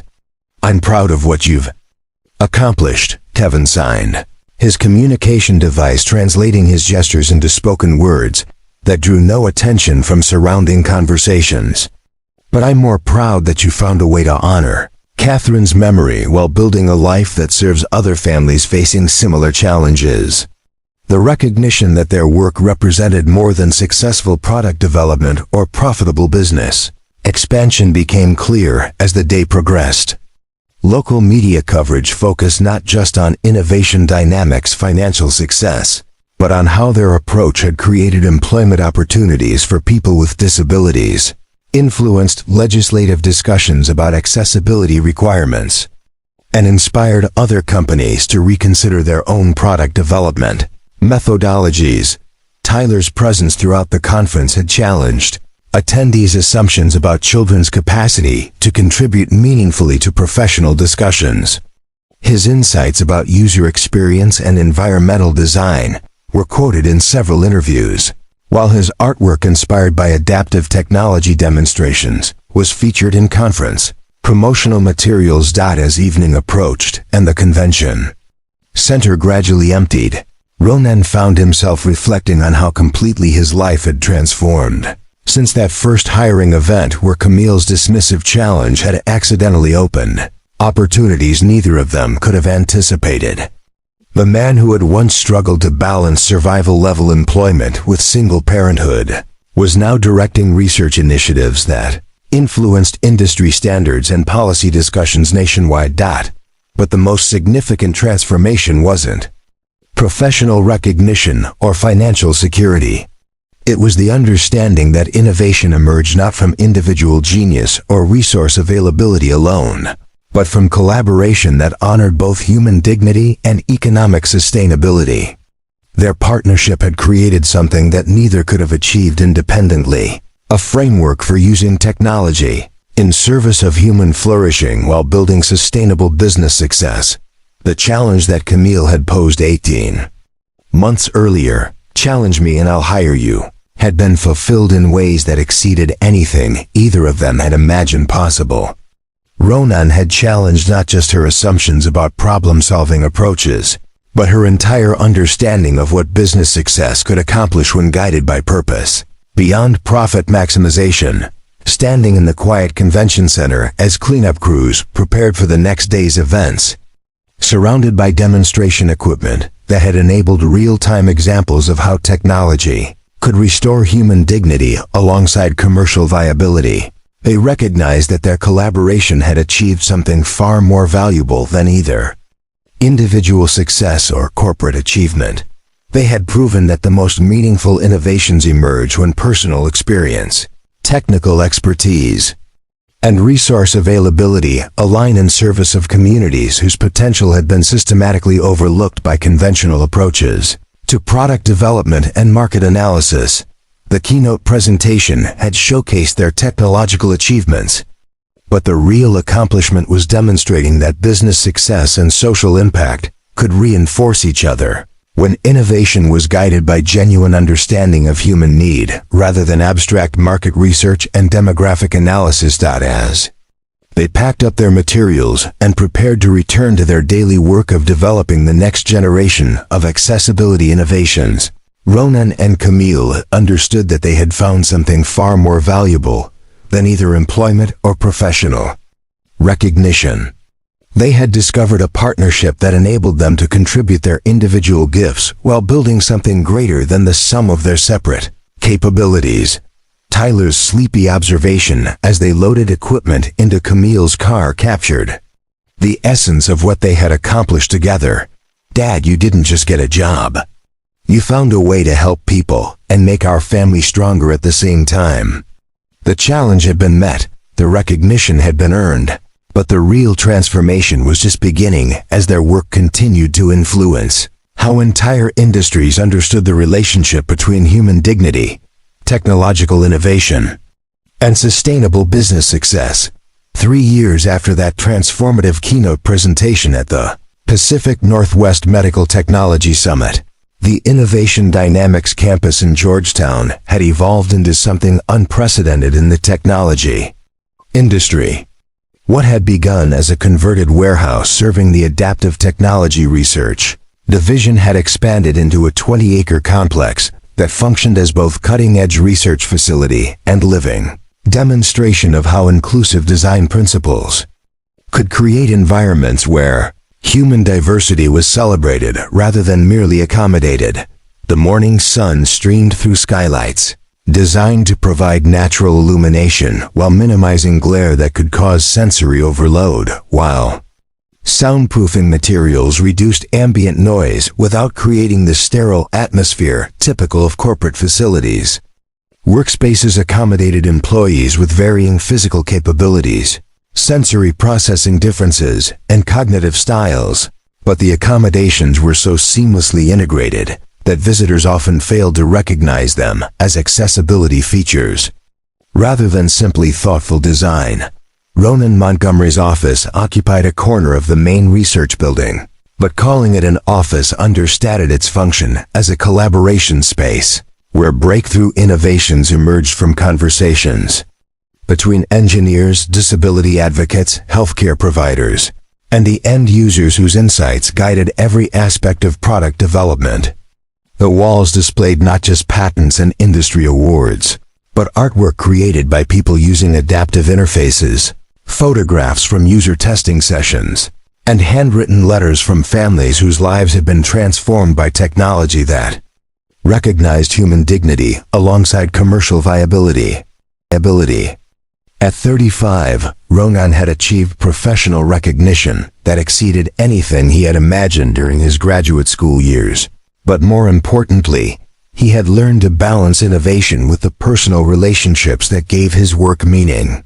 Tyler, now 11 years old, continued to serve as an unofficial consultant whose insights about accessibility and user experience influenced product development across all Innovation Dynamics divisions. The morning routine that had once required military-level coordination to balance survival-level employment with single parenthood had evolved into a comfortable rhythm that accommodated both professional responsibilities and family priorities. Tyler's educational needs were now met by a specialized program that recognized his intellectual gifts while providing accommodations for sensory processing differences, allowing him to thrive academically without the constant advocacy battles that had characterized their earlier years. "Dad, the prototype for the new communication device is working perfectly," Tyler announced as he entered Ronan's office carrying a tablet that displayed test results from the latest adaptive interface system. His technical vocabulary and analytical thinking had developed to the point where he could contribute meaningfully to product development discussions, but his insights remained grounded in the lived experience of someone who understood accessibility as a daily reality rather than theoretical concept. The communication device Tyler referenced represented the latest breakthrough in a research program that had expanded far beyond Innovation Dynamics' original focus on medical technology. Educational applications, workplace accommodations, and recreational accessibility had become equally important market sectors as their human-centered design principles proved effective across multiple domains of human activity. Camille Clark's transformation had been equally profound, though perhaps less visible to external observers. Her corner office on the 68th floor of the Columbia Center remained impressive, but its function had evolved from isolated command center to collaborative workspace where strategic decisions emerged from consultation with diverse stakeholders. Rather than purely financial analysis. Innovation Dynamics' success had attracted attention from competitors, investors, and policymakers worldwide. But Camille had learned to measure achievement according to criteria that extended far beyond quarterly earnings reports and market share analysis.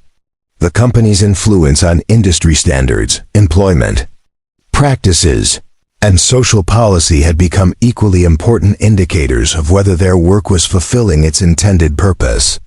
The European Union wants to base their new accessibility regulations on our design standards, Camille announced as she joined the morning planning session that had become a daily ritual for the leadership team. 3 major technology companies have requested consultation services to implement similar human-centered approaches, And the Department of Health and Human Services is piloting our recommendations for medical device procurement standards. The ripple effects of their collaboration had extended far beyond Innovation Dynamics' immediate business success. Universities across the country had modified biomedical engineering curricula to emphasize accessibility as a fundamental design consideration, rather than specialized accommodation.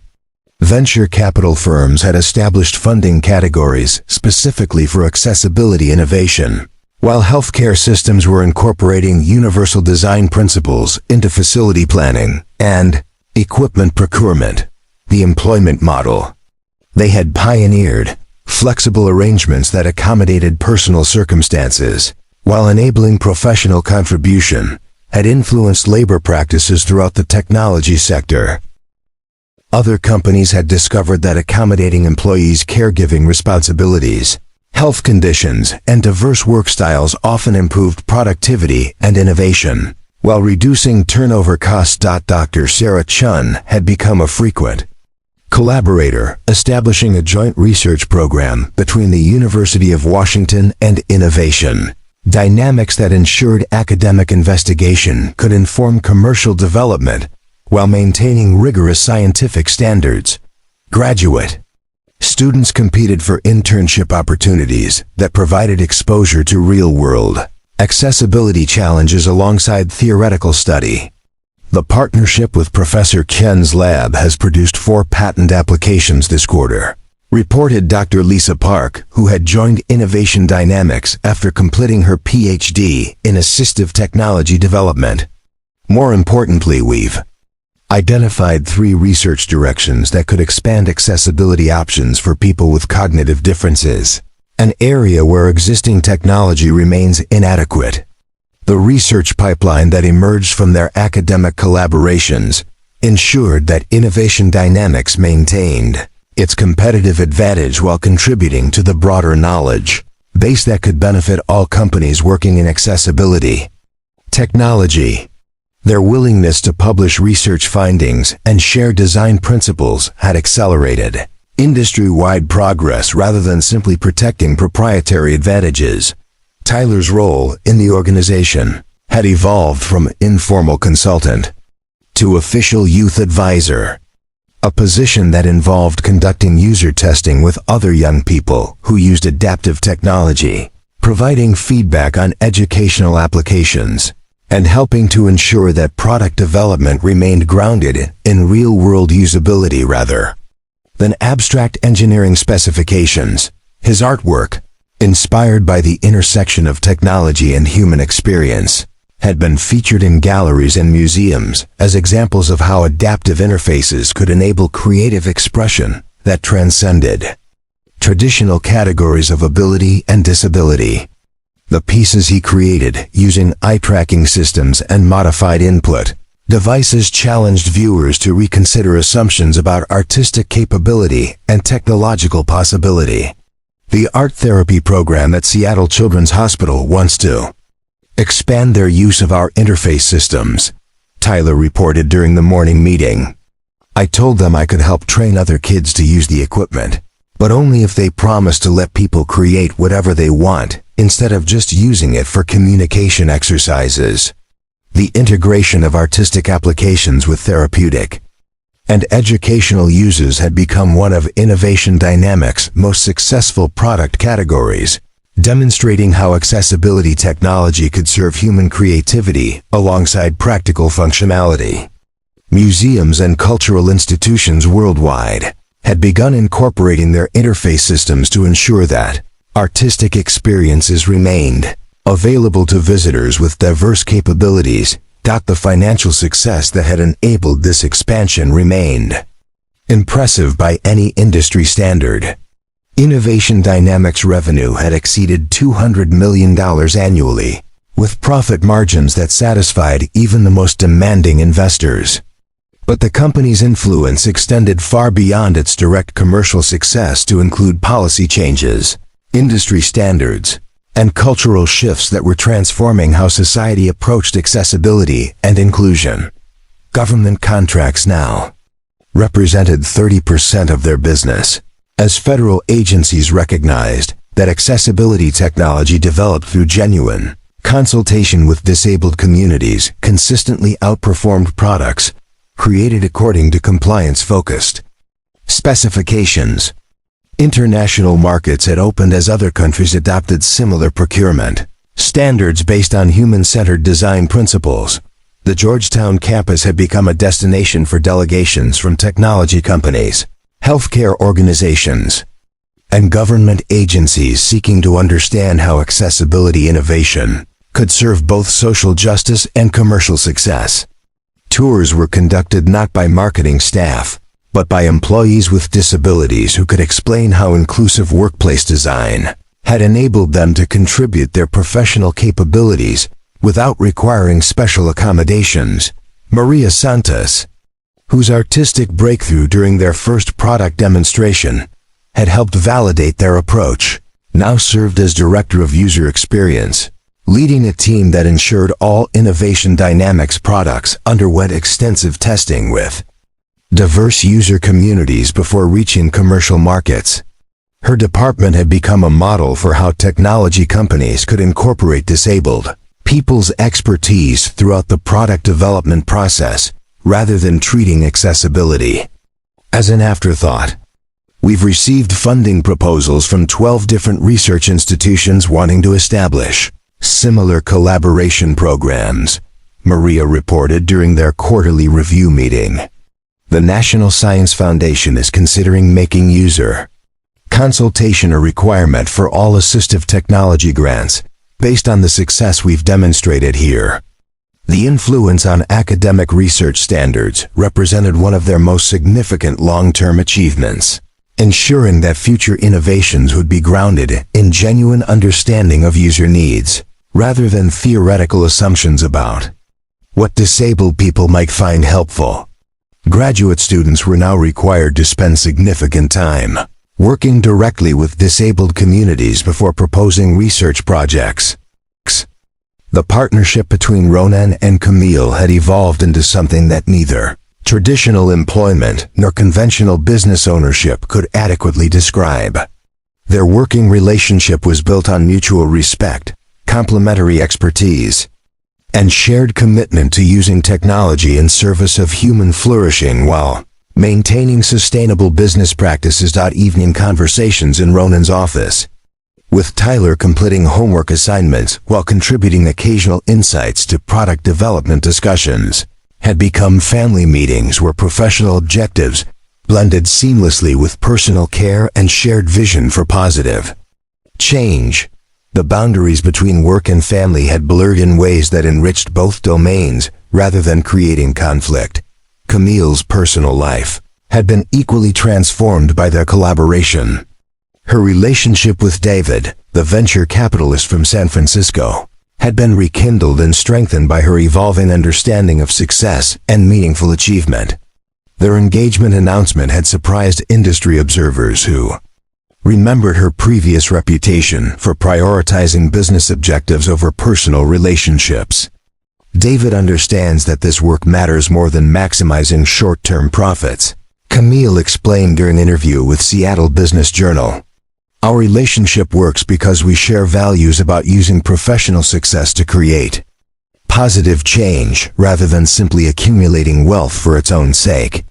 The wedding plans reflected the same inclusive design principles that guided Innovation Dynamics product development, with venue accessibility, communication accommodations, and sensory considerations that ensured all guests could participate fully in the celebration. Tyler had been chosen as ring bearer, his presence symbolizing how their professional collaboration had evolved into genuine family connection.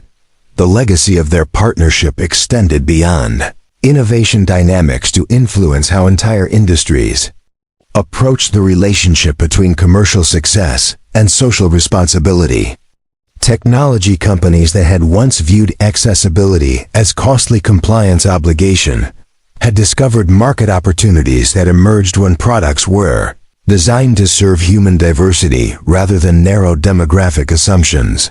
Healthcare systems worldwide were implementing design standards based on their research, creating environments that reduced anxiety and sensory overload while improving functionality for all patients, rather than just those with officially recognized disabilities.